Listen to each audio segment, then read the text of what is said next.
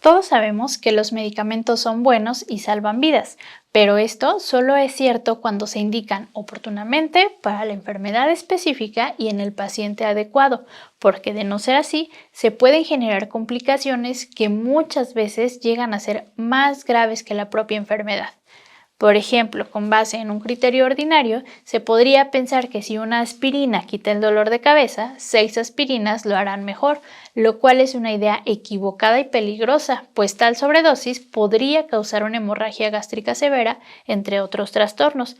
Acerca de este punto, ya desde el siglo XV, el médico suizo Paracelso afirmaba que la dosis era la diferencia entre un remedio y un veneno, pero los riesgos van más allá de la certera afirmación de Paracelso, pues de acuerdo con las investigaciones actuales, ahora se sabe que existen medicinas que incluso en dosis mínimas pueden ser mortales en personas sensibles. A lo largo de la historia han surgido medicamentos cuyo uso se ha prohibido para ciertos pacientes o enfermedades o que definitivamente se han eliminado del mercado tras descubrir que tienen considerables efectos nocivos para la salud.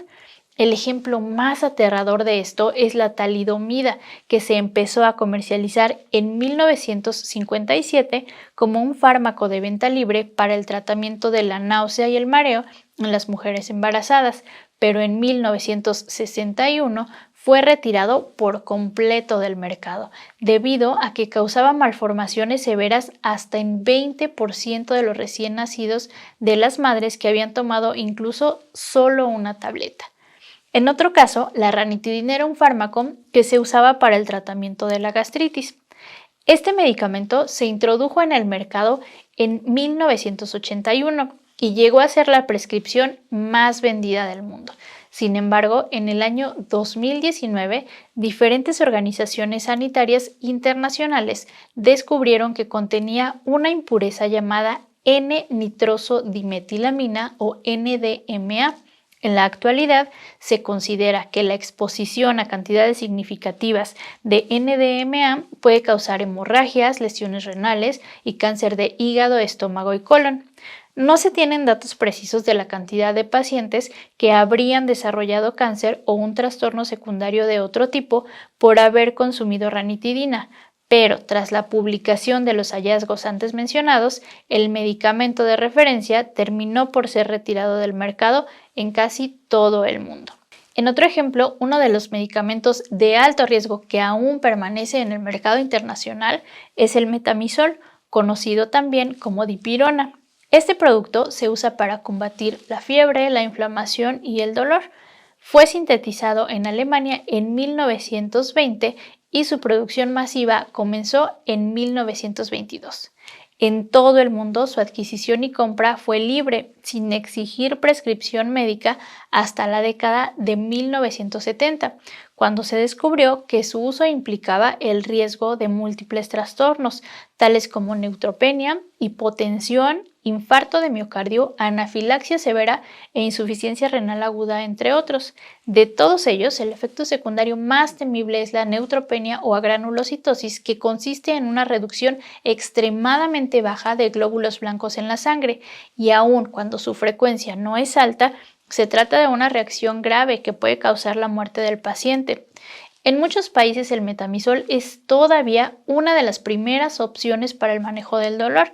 Sin embargo, su asociación con la granulocitosis llevó a que en 1977 la Administración de Alimentos y Medicamentos, o FDA por sus siglas en inglés, prohibiera su uso en Estados Unidos, y lo mismo hicieron más de 30 países. No obstante, en muchas naciones de América Latina, Europa, Asia y África se sigue comercializando libremente y continúa siendo uno de los analgésicos más populares, en donde incluso la automedicación es frecuente. La incidencia de neutropenia por metamizol es difícil de estimar y ha sido motivo de fuerte polémica. Se han descrito cifras que van desde 1 en 3,000 hasta 1 en 1 millón de pacientes tratados por año, con una mortalidad que varía entre 3 y 8%. Esta no es una tasa excesivamente alta si se compara con otros fármacos, pero cuando se conoce el riesgo se debe valorar muy bien el tratamiento para el dolor y la fiebre, sobre todo cuando existen otras opciones más seguras. Ahora hablemos del cloranfenicol. Este medicamento, también conocido como cloramicetina, provoca un trastorno muy parecido al del metamizol y todavía se comercializa en muchos países, sobre todo de Latinoamérica. El cloranfenicol es un antibiótico que se aisló por primera vez en 1947 a partir de una bacteria llamada Streptomyces venezuelae, que se obtuvo de una muestra de tierra de Venezuela, un país sudamericano. Como el cloranfenicol resultó muy efectivo contra un amplio grupo de bacterias, las autoridades sanitarias recomendaron durante mucho tiempo su uso. En la década de 1960, por ejemplo, este fármaco se usaba de forma indiscriminada en México para el tratamiento de toda clase de diarreas, pero los efectos secundarios pronto empezaron a descubrirse y en la década de 1970 se observó que el consumo de cloranfenicol podía causar dos tipos de depresión de la médula ósea. El tipo más común es una reacción inmediata que causa una merma en la formación de glóbulos rojos, glóbulos blancos y plaquetas. Esta reacción se puede presentar cuando el medicamento se prescribe en dosis altas, pero afortunadamente se puede revertir al suspender la medicación.